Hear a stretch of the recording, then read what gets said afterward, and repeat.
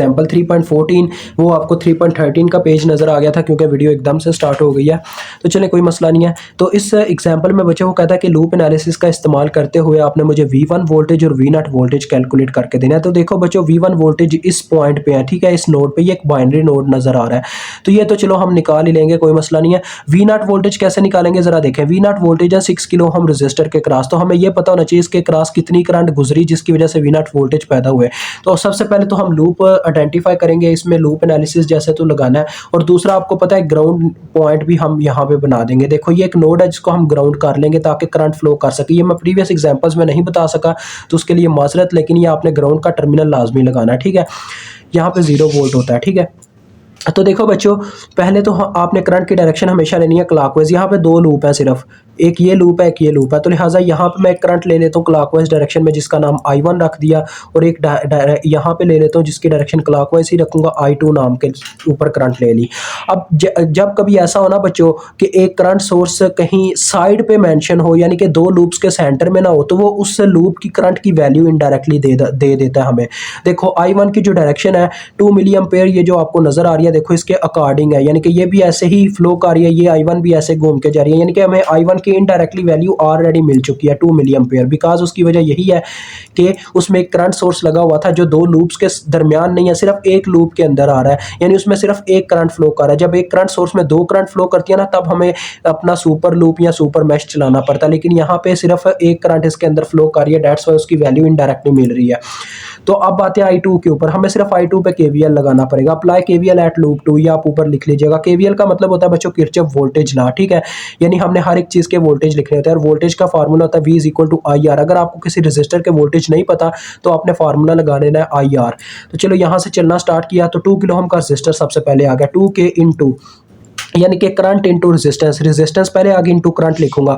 अब देखो इस रेजिस्टर में बच्चों 2 करंट्स गुजर रही हैं, एक I1 और एक I2। हम बात कर रहे हैं लूप 2 की, तो लूप 2 की करंट आपने पॉजिटिव रखनी है अगर डायरेक्शन की करंट अपोजिट हुई। तो देखो करंट जो है, ये जो I2 है ये ऊपर की तरफ ऐसे जा रही है फ्लो करते हुए, और ये जो I1 ऐसे नीचे की तरफ आ रही है, लिहाजा इनकी दोनों की डायरेक्शन नेगेटिव हो गई, यानी कि अपोजिट होगी, सॉरी। जो I1 है वो नीचे जा रही है, I2 ऊपर जा रही है। हम लूप 2 की बात कर रहे हैं, लूप 2 पे KVL लगा रहे हैं, लिहाजा लूप 2 की करंट प्लस में लिखेंगे, I2 माइनस I1 लिख देंगे, ठीक है। इसी तरह से आगे हम बढ़ते हैं, तो देखो करंट आगे नेगेटिव पोल में एंटर करती है 2 वोल्ट के, तो ये आ गया -2। मजीद आगे बढ़े तो 6 किलो ओम का रजिस्टर आया, सिर्फ इसमें I2 करंट फ्लो कर रहा है, तो ये आ जाएगा +6K I2, ठीक है बच्चों, इज इक्वल टू 0, क्योंकि चक्कर मुकम्मल हो गया। अब इसमें आप क्या करो, 2K I2 -2K I1 आ गया, ठीक है, और I1 की वैल्यू पुट कर दो। 2K I1 आ रहा है ना, तो I1 की वैल्यू क्या है 2 मिली, मैंने इसमें पुट कर दी, -2 + 6K I2। अभी I2 की वैल्यू भी आ जाएगी। बस ये छोटा सा ही क्वेश्चन है, थोड़ा सा इसमें कंसेप्ट है कि कैसे V1 कैलकुलेट होंगे और V0 कैसे कैलकुलेट होंगे। तो देखो बच्चों क्या आ जाएगा जी, ये आ जाएगा अपने पास 8K I2, ठीक है, 8K I2 आ जाएगा, और ये देखो ये आ जाएगा -4 किलो और मिली कैंसिल हो जाएंगे, 2 बार 4 होता है, तो -4 -2 -6, ठीक है, -6 दूसरी जान जाके +6। I2 की वैल्यू आपको यहाँ से मिल जाएगी 6 ओवर 8K। तो देखते हैं कितनी देता है कैलकुलेटर, 6 डिवाइडेड बाई 8 करो, तो ये बच्चों दे रहा है 0.75 मिली एम्पेयर, ठीक है, 0.75 मिली एम्पेयर, ठीक हो गया, ये कैलकुलेट हो गई। I2 हमें मिल गई, I1 मिल गई, तो I2 के थ्रू पहले V0 वोल्टेज कैलकुलेट कर लो। देखो V0 is equal to ohm's law लगेगा, V is equal to IR। तो रेजिस्टेंस तो 6K है। अब करंट के साथ जो साइन आएगा प्लस का या माइनस का, ये डिसाइड करेगी कि करंट उसके कौन से पोल में एंटर हुई थी वोल्टेज के। तो देखो करंट अपनी डायरेक्शन के अकॉर्डिंग इसके पॉजिटिव पोल में एंटर होती है, ऐसे मतलब कि आगे जाके एंटर करती है, इसके प्लस के पोल में पहले एंटर करती है, तो लिहाजा ये प्लस में ही पुट होगी, 6K I2 आ जाएगा। अगर नेगेटिव में करती तो हम -I2 पुट करते, तो डेट्स वाई आ जाएगा 6K इंटू 0.75 मिली। तो देखो बच्चों मिली और किलो तो कैंसिल हो गए, मल्टीप्लाई बाय 6 करते हैं इसके साथ, तो ये आ जाएगा 9/2, यानी कि 4.5 बनता है, हाँ 4.5 वोल्ट आ गए, ठीक है। ये तो बहुत इजीली फाइंड आउट हो गए। अब बात आती है हम V1 कैसे कैलकुलेट करेंगे। तो देखो बच्चों ये जो V1 वोल्टेज है ना, इसकी इक्वेशन ऐसे बनेगी, देखो यहाँ से मैं इस नोड से चलना स्टार्ट करूंगा, V1 इज इक्वल टू, ये इक्वेशन बनाने लगा, ये समझ लेना इक्वेशन कैसे बनती है। इस नोड से मैंने चलना स्टार्ट किया, तो V1 फाइंड आउट कर रहा हूँ ना, तो यहाँ पे ही V1 लिख लूंगा इज इक्वल टू साइड पे। अब यहाँ से मैं चलना स्टार्ट करता हूँ, इस मैंने ये बीच वाले रास्ते को फॉलो नहीं करना, मैंने बस आउटर लूप को इस्तेमाल करना, मतलब कि ये साइडों वाली वायर्स को, बीच में कहीं पे भी नहीं जाना। यहाँ हाँ, बस ग्राउंड हमारा मेन बच्चों पता है क्या मुद्दा होता है, एक पॉइंट से ग्राउंड तक जाना, यानी कि एक किसी भी पॉइंट से चलना स्टार्ट करना और ग्राउंड तक पहुंचना, किसी भी वायर में से गुजर जाओ, लेकिन करंट उस वायर की आप लिखोगे, ठीक है।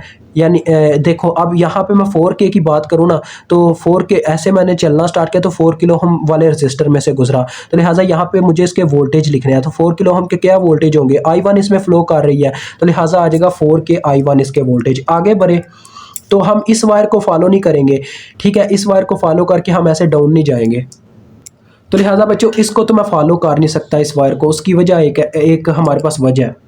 तो बच्चों बात बस ये हो रही है कि मैं आपको ये बता रहा हूँ कि ग्राउंड तक पहुंचना किसी भी वायर को फॉलो कर लो, ठीक है। तो आपको यार चलो आपकी आसानी के लिए ना मैं अगली वायर पर नहीं जाता, ऐसे आप कंफ्यूज हो जाएगा। हमने इस पॉइंट से शुरू किया, हमने ग्राउंड तक पहुंचना, तो हम यहाँ पे आके इसी वायर को फॉलो कर लेते हैं। तो पता क्या करेंगे, देखो इस वायर से जब मैं गुजरूंगा तो मुझे ये रजिस्टर के वोल्टेज लिखने होंगे। वो कैसे लिखूंगा, देखो मैंने लिख लेना 2K इन 2।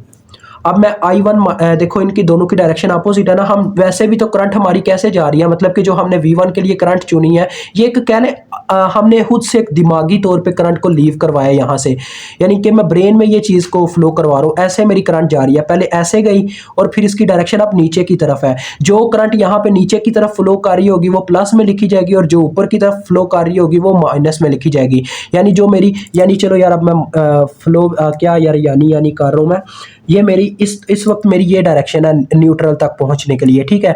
तो देखो ये जो I1 है इस रजिस्टर में वो वाली करंट हम पॉजिटिव में लिखेंगे जो हमारी इस डायरेक्शन को फॉलो करेगी। तो देखो ये जो करंट है ये इसी डायरेक्शन में जाती है I1, जबकि I2 इसके अपोजिट ऊपर की तरफ जाती है, यानी कि लिखा जाएगा I1 माइनस I2, ठीक है, ये इसका फार्मूला बनेगा। तो हम न्यूट्रल पे तो पहुंच गए, ये चक्कर मुकम्मल हो गया। अब आप V1 कैलकुलेट कर सकते हो, तो कैलकुलेट कर लो वैल्यूज पुट करके, 4K plus 2K 6K I1 बच्चों minus 2K I2, values put करो। 6K I1 मतलब कि 6K इंटू 2 मिली, माइनस 2K इंटू I2 की वैल्यू जो कि 0.75 मिली है। तो ये बच्चों आपके पास आ जाते हैं V1 12 माइनस कितना आता है जी, ये अपने पास ये चेक करना पड़ेगा, 2 मल्टीप्लाई बाय 0.75, तो ये बच्चों मेरे पास आ रहा है 1.5, ठीक है। तो ये अपने पास आ जाएंगे 10.5 वोल्ट। तो ये आपका आंसर है, मुझे उम्मीद है आपको समझ आ गई हो गई। यहाँ पे V1 का आंसर है, वो V0 का आंसर है।